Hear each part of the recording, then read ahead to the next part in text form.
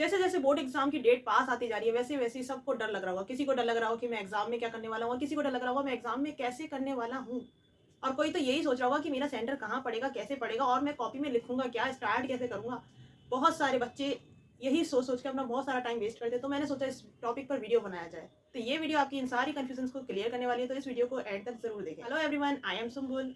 Exam कैसे देना है इससे रिलेटेड मैं आपको हर एक चीज बताने वाली हूँ। क्या कैरी करना है एग्जाम सेंटर पे, वहाँ जाकर सबसे पहले क्या करना है, सब बताने वाली हूँ स्टेप बाय स्टेप। वीडियो को स्टार्ट करने से पहले बस मैं एक छोटी सी बात कहना चाहूंगी। देखो, आप कुछ भी करने चाहते हो, कुछ भी नया करने चाहते हो, तो वो हर एक चीज आपको एक्सपीरियंस देती है, जिससे आप आगे बढ़ते हो, आपका डर खत्म होता है। अभी आप नर्वस हो रहे होगे कि यार सेंटर पे जाके मैं क्या करूंगा। इसे नर्वसनेस में कन्वर्ट मत करो, इससे तो एक्साइटेड हो। हर चीज को ना एक्साइटमेंट के साथ लिया करो कि यार मैं आज कुछ नया सीखने वाला हूँ।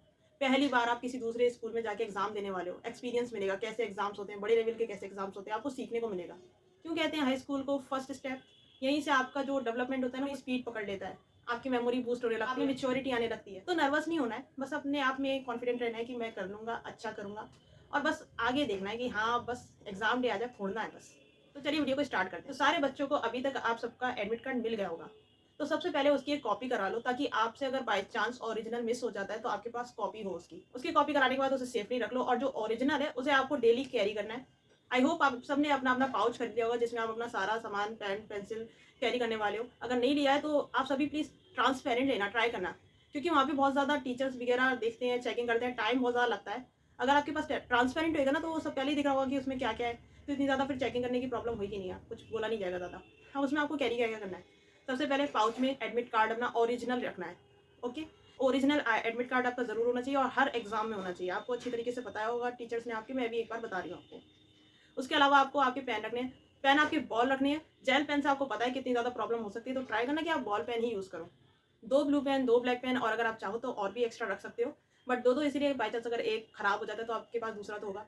Second is pencil, rubber, sharpener आपको ज़रूर लेके जाना है। और इरेजर का जो रैपर है, शार्पनर का जो रैपर है, आप उसको प्लीज़ पहले ही निकाल देना, क्योंकि वहाँ पे जाके फिर ये सब निकाला जाता है। हर एक छोटे से छोटा कागज़, छोटी से छोटी चीज़ चेक की जाती है। अगर आप स्केल भी लेके जाओगे ना, तो उसका भी जो पॉलीथीन जिसमें पैक होकर आता है उसको हटा देना पहले से ही। रूलर लेके जाना, क्योंकि आपका मैथ्स का पहला पेपर है, तो आप जितना भी ज्योमेट्री का आपका सामान है, आपको ज़रूरत पड़ने वाली है, वो सब पहले ही पैक करके रख लेना, एक दिन पहले ही।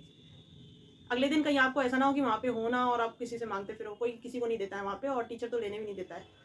पाउच रेडी हो जाने के बाद आपको अपनी ड्रेस रेडी कर लेनी है, क्योंकि फर्स्ट एग्जाम में आप सब अपनी अपनी नीट एंड क्लीन ड्रेस पहन के जाना। आपको ध्यान रखना है कि आपकी ड्रेस, शूज, आपके पाउच, कहीं पर भी कोई भी किसी तरीके का भी पेपर ना हो, कोई रैपर ना हो, कोई भी ऐसी चीज ना हो जिस पर आप लिख सकते हो। ना ही आप ऐसे लेके जाना कहीं आप सोचो यार टाइम टाइम मिल गया तो कर लेंगे, ऐसा कुछ मत करना, बहुत प्रॉब्लम हो जाती है। आपको अच्छी तरह से पता होगा पहले ही।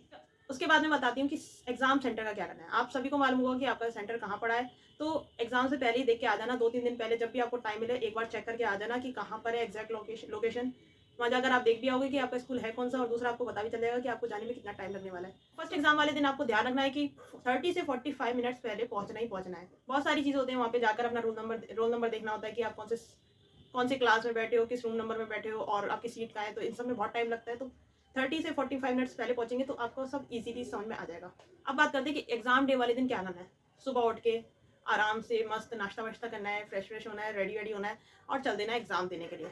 एग्जाम देने के आधा घंटा पहले तक कुछ ना पढ़े, अपने माइंड को बस बिलीव कराएं कि हाँ हो जाएगा, अच्छा हो जाएगा, और काम रहे। ये ना हो कि घबरा रहे हो, टेंशन ले रहे हो कि यार थोड़ी देर में मेरा एग्जाम स्टार्ट होने वाला है। जस्ट चिल, सब इजीली हो जाएगा, डोंट वरी। वहाँ पर सबसे पहले पहुँचना है।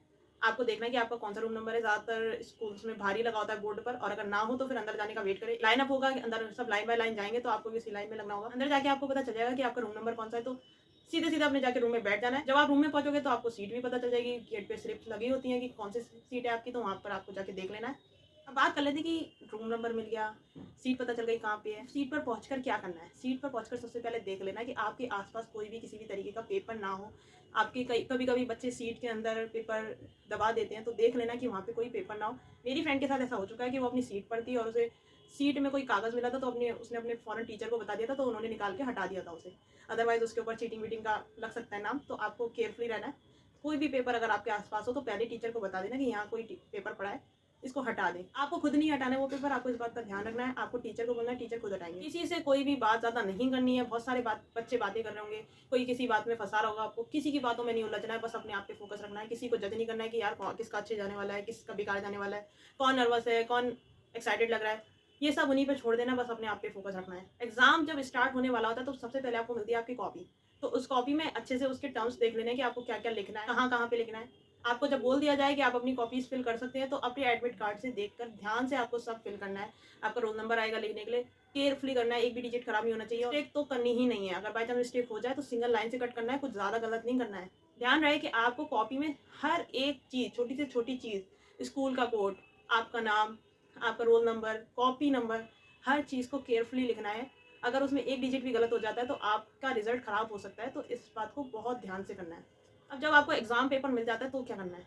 बस कुछ नहीं, बस डीप ब्रीथ लेनी है, एग्ज़ाम पेपर को देखना है, उसके ऊपर ऊपर नाम लिखने के लिए आता है कि अपना रोल नंबर और एंड नेम ऐड करें, वहाँ पे लिख लेना है। उसके बाद कामली, आराम से बिल्कुल पढ़ना है। पहला फर्स्ट सेक्शन देख लेना है, अगर आपको उसके क्वेश्चन्स आते हैं, ईज़ी लगते हैं तो सबसे पहले वही कर लेना और सेक्शन बाय सेक्शन ही आपको पढ़ना है। लाइक सेक्शन ए आप पढ़ रहे हैं तो उसके क्वेश्चंस कर लिए, देन आप सेक्शन बी पढ़ो, फिर आप उसके क्वेश्चंस करो, सेक्शन सी पढ़ो, फिर उसके क्वेश्चंस करो। पूरा एक बार में पढ़ोगे तो माइंड बहुत ज़्यादा डिस्टर्ब हो जाएगा। आप कहोगे ये भी आता है, ये भी आता है, ये नहीं आता, ये नहीं आता है, बहुत कन्फ्यूजन हो जाता है। ड्यूरिंग योर एग्जाम टाइम, जब तक आपका पेपर चल रहा है, जब तक आप कर रहे हो, तब तक आपको किसी से कोई बात नहीं करनी है, ना लेफ्ट देखना है, ना राइट देखना है, बस सीधा अपने एग्जाम पे नजर रखनी है और वही लिखना है। अगर बाई चांस आपका जल्दी हो जाता है तो तब भी आपको इधर उधर नहीं देखना है, हेड डाउन कर लो या फिर सीधे स्ट्रेट देखते रहो, कहीं नहीं देखना होता है। हाँ, मैं बताऊँगी कि जब आपके सारे सेक्शंस हो जाएँगे, आपका पूरा एग्ज़ाम पेपर हो जाएगा, फिर आपने क्या करना है, आपको सबसे पहले तो एक बार चेक कर लेना आपने अपनी सारी इन्फॉर्मेशन करी है या नहीं, और देन आपको देख लेना है कि कोई आपका एग्ज़ाम छूटा तो नहीं है। जितने चॉइस वगैरह दी जाती है कि 5 में से 4 करो या फिर 3 में से 2 करो, तो आपको देख लेना है कि आपने सारे करे हैं या नहीं करे। कभी-कभार कन्फ्यूज़न हो जाता है, समझ में नहीं आता है कि किया या नहीं, तो आप एक बार रीचेक कर लोगे तो आपको पता चल जाएगा। जितने भी ये डायग्राम में आउटलाइन, आंसर्स के बाद लाइन, ये सब जितने भी काम ये आपको एग्ज़ाम पूरा हो जाने के बाद करने, पहले ही नहीं करने, टाइम वेस्ट हो जाता है इससे। अगर लास्ट में एक आध लाइन रह जाती है तो कोई दिक्कत नहीं है, आपका आंसर नहीं रह जाना चाहिए, इस बात का ध्यान रखना है। अब बात कर लेते हैं कि चलो एग्ज़ाम हो गया, सब हो गया, लिख लिया, बिल्कुल लास्ट जब बेल बजे तब क्या करना है? कोई हल्ला-गुल्ला नहीं करना है, सीधे-सीधे टीचर लाइन बाय लाइन बच्चों को बाहर करेगी, आपको लाइन बाय लाइन ही जाना है, डिसिप्लिन फ़ॉलो करना है। अब मैं लास्ट आपको बताती हूँ कि आर्ट वाले बच्चों की बड़ी प्रॉब्लम होती है, उन्हें बहुत सारा सामान लेके जाना होता है और समझ में नहीं आता उन्हें कि कैसे लेके जाएँ। तो आर्ट वाले बच्चों को मैं कहूँगी कि बड़ा वाला जो पाउच आता है ना, आप वो ले लेना, ट्रांसपेरेंट ही लेना, उसमें सारे अपने कलर, ब्रश को पोंछने के लिए कुछ लेना होता है तो आप कॉटन रख लेना उसके लिए, कभी-कभी कलर फैल जाता है तो उसके लिए भी कॉटन यूज़ कर सकते हैं आप। Shading pencil, sharpener, rubber, scale और छोटी बॉटल में वाटर रख लेना और कलर प्लेट। वाटर इसीलिए कि वहाँ पे जाके समझ में नहीं आता यार पानी कैसे लेके आएँ, वाटर कलर चाहिए होते हैं ना करने के लिए। तो आप छोटी बॉटल में पानी लेके जाओगे ना तो वो ईज़िली आप निकाल सकते हो, आप उसे यूज़ कर सकते हो। ऐसे बार-बार बाहर जाओ, बार-बार अंदर आओ तो फिर टाइम बहुत ज़्यादा वेस्ट होता है। और आर्ट वालों के लिए एक और बात, पहले आप आलेखन जो आपका आता है उसमें कलर करने के लिए पहले आप वो कर लेना। कलर सूखने में टाइम लगता है और टाइम आपके पास होता नहीं है ज़्यादा, तो पहले आप ट्राई करना कि आप अपना कलर वाला अटेम्प्ट करो जिसमें आपको कलर करना है। तो आई होप कि आपकी सारी कन्फ्यूजन दूर हो गई होगी, आपको पता चल गया होगा कि आपको क्या लेके जाना है, कैसे लेके जाना है। एक बार फिर बोलियो एडमिट कार्ड की आप कॉपी ज़रूर करा लेना, बहुत बार बच्चे मिस कर देते हैं और वो सबसे इंपॉर्टेंट होता है आपके लिए, आपको डेली लेके जाना होता है, तो प्लीज़ इसे ध्यान रखना। चलो अब एंड करते हैं इस वीडियो को, मिलते हैं नेक्स्ट वीडियो में। अगर कोई क्वेश्चन हो तो आप कमेंट कर सकते हो। चैनल को सब्सक्राइब करना भूलना नहीं, क्योंकि मैं ऐसी बहुत अच्छी-अच्छी वीडियोज़ लेके आती हूँ और आगे और लेके आऊँगी। वीडियो को लाइक करना बिल्कुल मत भूलना। Bye bye, all the very best.